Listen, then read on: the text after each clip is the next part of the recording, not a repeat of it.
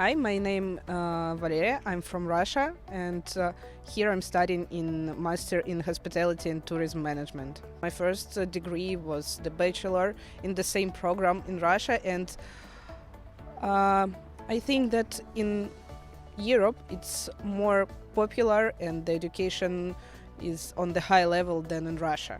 Here in ESEI you feel like at home because when you came at school, you don't feel like you have the class and everyone is friendly and helpful.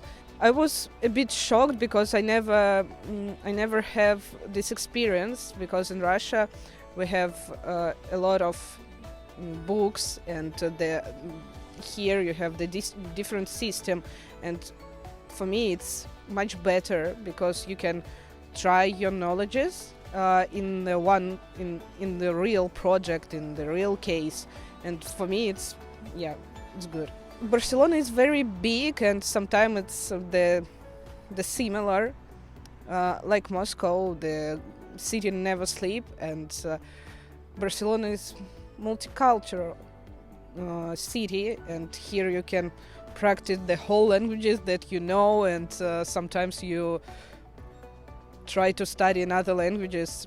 It's really cool, and the people here are very different and friendly.